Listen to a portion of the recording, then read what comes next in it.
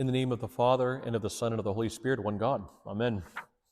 Dear ones, I've been eager to film this particular video for some time because I find it to be such a fascinating topic. Today, as you can see from the title and description, that this is going to be a video on 6 annual miracles that occur in the Orthodox Church. Some of these I know very little about, and some I know quite a bit more about, and so I'll kind of tell you which ones I know a little bit less about, and there's one in particular, I'm not sure if it actually continues to this day. I think it does, based on what I've read, but there's not a lot of information online about it. But some of these are really incredible, and so I do hope that you remain for the entirety of this video, because they're so varied, and they're just incredible. These, by the way, this is not an exhaustive list by any means. There are many, many more miracles that we could include in this list, but for the sake of this video, I limited it to 6 that I find to be the most fascinating, and they have their own significances, each one individually. And so we'll just kind of go through this, and God willing, I'll be able to edit this video to include some various pictures and images, and maybe even some videos. Although with some of these, it's hard to find good quality videos. And so in any case, you'll be able to look up more information on most of these things. So the first miracle is that of the myrrh-streaming relics of St. Demetrius. St. Demetrius was an incredible figure in church history.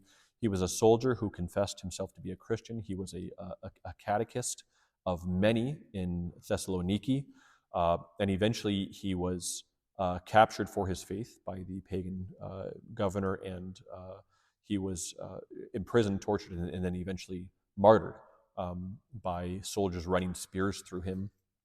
His life is an incredible life, but as the Christians would do at that time, they collected his relics, and his relics were discovered to be myrrh streaming, and so St. Demetrius is known as the myrrh streamer or myrrh gusher.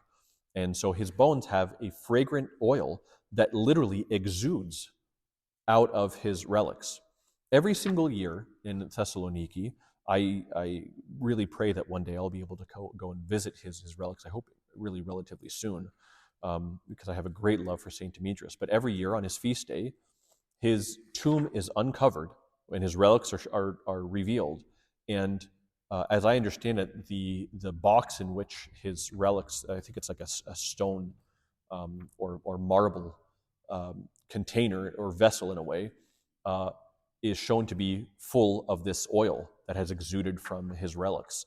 The oil, I have some of the oil. It is extremely fragrant, beautifully fragrant. And the bishop will come with a giant sponge and sop it all up, and then they'll wring it out and put it into vials and give it away to the faithful. The oil is more and less fragrant at different times. I've had times where I've opened the vial and it's moderately fragrant. I've had other times where I opened it and quite literally my entire office was filled with the fragrance of this oil. I have blessed people with this oil and had quite literal miracles occur. More than one.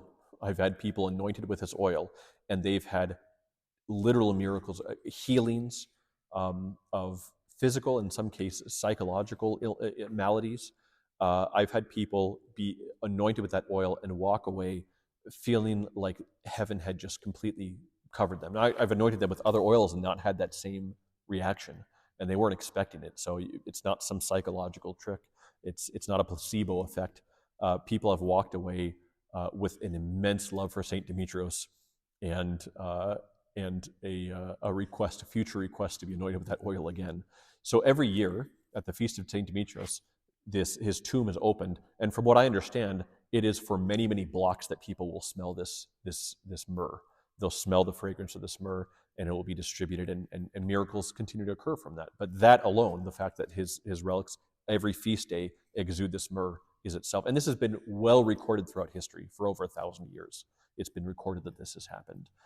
So if there's any trickery involved, there's not a single account of anyone saying, I uncovered the secret, this is actually just a fraud. No one's ever said that. And no one ever will, because it's a genuine miracle of God working through the relics of St. Demetrius by his intercessions. The second annual miracle is one that I mentioned, that there's one that I'm not sure if it continues to this day. I think it does, based on what I've read, but I found the least amount of information on this one, and it's known as the Mana of Saint John the Evangelist and Theologian. Saint John the Evangelist and Theologian, the disciple of Christ, is a disciple who did not end his days like the other apostles. He wasn't martyred, but rather he was exiled. And he was exiled to Patmos, where he asked his disciples to dig a grave in the shape of a cross, and he laid down in there, and that's where he reposed. Although there are some accounts that maybe he was assumed into heaven, that I know less about. However, that tomb exists to this day. And although I think the form of it has now changed, I could be wrong about that, but as I understand it, originally there was a tomb with some holes bored in the side, and that every day or every year in May, on the feast day of his repose, there's a white powdery substance that they've called manna that comes out of those holes, and it happens every single year on that feast in May. And it's been known to have healing properties, that miracles have been worked through that manna that comes out. If people have more information about that, please share it in the comments. I'll try to remember to look at the comments here. I typically look at very, very few comments, and most of the time I don't look at any. But if people can comment with more information about this, I would really appreciate that. The third is an interesting one. It's known as the snakes of the Panagia. On a particular island, and I'll link some things. Most of these, by the way, I get from, there's a website, I think it's been renamed Orthodox Christianity Here and Now, or I'll link in the description, but John Sanidopoulos is the one who runs this website. And most of these miracles can be found with accounts on his website, and so I'll make sure I link those. But the snakes of the Panagia, I believe in Kefalonia, every feast day of the Panagia on December 15th, every year there's an article that comes out, usually on John Sanidopoulos' website, and it says the snakes of the Panagia have appeared. What are the snakes of the Panagia? They're these kind of dark, almost black snakes. Some of them, on their heads, they almost have a shape of a cross. It's very interesting. And they appear at this monastery and slither up to the icon of the Virgin Mary on the Feast of the Dormition on August 15th, every single year. And this happens every year. They come of their own accord. I guess over the years there have been less snakes. There used to be many, many more that come. There have been less in recent years. Maybe those numbers will eventually increase. But these snakes, not being put there by man, they come of their own accord on December 15th. Sorry, correction. I filmed this in December. December was on my mind. It would be August 15th. And you can see pictures of the snakes on the icon, or also around the bishop's staff, which has a serpent on top of it.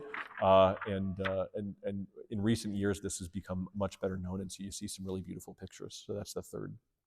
The fourth is one that occurs just a couple weeks before that, on August 6th, on the Feast of the Transfiguration. On the Feast of the Transfiguration on Mount Tabor, which is where Orthodox Christians understand the Transfigured have taken, of course, there's a monastery there, a Greek Orthodox monastery, where when they do vigil on the night of the Transfiguration, there is a bluish kind of mysterious mist that descends on that monastery every year. I call it mysterious because they've actually had meteorologists look at this, and they say they can't account for it. There's no meteorological explanation for why this appears. Now, there's two really interesting things about this particular miracle. The first is that, as I understand it, the miracle actually happens twice a year. It happens on the old calendar and the new calendar feasts of the Transfiguration, which tells you God doesn't care as much about the calendar as we make that issue out to be. If you don't know about the calendar, don't worry about it. But either way, Orthodox Christians celebrate on two different calendars, depending on which patriarchate or which autocephalous church you fall under. And if you're on the old calendar, new calendar, it doesn't matter. This mist descends both times. The other thing that's very interesting is that I read that on Mount Tabor, there is the Greek Orthodox Church, but there's also a Roman Catholic monastery and a Lutheran church. And the mist only descends on the Orthodox, which is pretty fascinating. So the mist of Mount Tabor is the fourth annual miracle in the Orthodox Church. The fifth one, on the Feast of Theophany. On the Feast of Theophany, January 6th, only when the Patriarch of Jerusalem comes, when the Orthodox Patriarch of Jerusalem comes to the River Jordan, when he specifically blesses the waters. At the blessing of the waters, what we do is every year in the Orthodox Church, on the Feast of Theophany, at the baptism of Christ, or Epiphany it's also called, we take waters. If we can find moving waters outside or still water outside, we do that. If it's very cold like it is here in Salt Lake City, and there's not a lot of good places to do it, we bring water into the church, and we have big vessels of water, and we bless them, and we lower a cross while we bless the waters. We lower that cross into the waters three times and make the sign of the cross. If you do it out on a river, typically you take a cross and you tie a string to it and throw it out, and then you pull it back, and you do that 3 times. On the River Jordan, when the Patriarch of Jerusalem does this, and this is again well accounted, all these are well accounted for many, many years, some longer than others. When the Patriarch does that, the water begins to swirl in different places. And there's the prayers for the blessing of the water where we say that when Christ was lowered in the waters, that the waters turned back. It's a theological idea that when creation recognized its creators being lowered, they in awe, in like a fearful awe, the waters turned back. And when the Patriarch of Jerusalem throws that cross in the water, you can see kind of grainy videos, but you'll see the water begins to swirl and actually reverses its flow for a moment. And this happens, again, every year so long as the Patriarch of Jerusalem participates in this. And then, of course, we'll end with the 6th one, which is the most famous. This is known as the Paschal Fire of Jerusalem. And here I will try to embed some video of it. This is very, very well attested in history. There's no question about this. There was somebody who, at one point a few years ago, tried to claim that this is never a true miracle and that the Patriarch lights his candle himself when he goes into the Holy Sepulchre. And no, there are accounts, and the Patriarch himself said, he says, no, this is truly a miracle. So what happens? The Patriarch of Jerusalem goes into the Holy Sepulchre with a bundle of candles. It used to be at one time, they don't do this anymore, as I understand it, but it used to be that they would actually check him to make sure he had no matches, no light, or nothing. And he goes in and kneels down and begins to pray. And he says sometimes it happens very quickly and sometimes it takes a while, but eventually the candles ignite on their own. I don't know if there's a light that descends or if they just ignite on their own, but they ignite on their own. And he brings this fire out, and you'll see videos of this with Orthodox Christians packing the Church of the Holy Sepulchre, and they begin to cheer. There's madness as they're all trying to get their candles lit.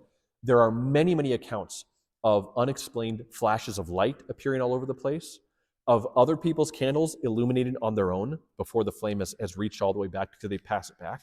Before the flame has gotten to them, it lights. And then you will see people wash their face in the flame. Some people will take the flame and they'll scoop their hand and then wash their face like that. Other ones will actually hold it under their face. And it does, for a time, the flame does not burn. I've seen videos, and again, I'll embed a video here, of people who the flame should immediately burn them, singe their beard, burn their skin, and it doesn't. It doesn't. There's many incredible videos. A lot of people will dismiss the videos because they say that they're moving the flame back and forth under their arm or under their face. But I have seen videos of people holding it there for 4 or 5 seconds, and you sit there and go, well, I can't take one candle, much less a bundle of candles that are lit, and hold it under my face for 3 seconds and not be burned. This is perhaps the greatest and best known of these annual miracles. I had a nun once tell me, she was speaking to me and to a friend of mine who is not Orthodox. And I said, how would you describe the Orthodox Church's defense of being the one true church? What would you say? And she said, it's simple. Every year we have the miracle of the Holy Fire. And if the heterodox, the Catholics or Protestants, want to receive that flame, they must receive it from the Orthodox. The flame is given to the Orthodox. There are other interesting stories associated with this, like when the Patriarch was being kept from entering, there was a lightning bolt that struck one of the pillars, and to this day you can see pictures of this pillar that's been split and the flame came out of there.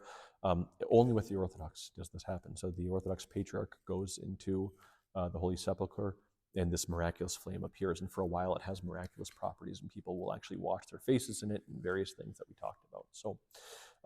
So anyway, this is a little bit of a lighter video that I've been doing, but all very fascinating things. Again, I'll put links down in the description so you can read various articles and learn more about these things. And if you have anything you want to share about them, you're more than welcome to.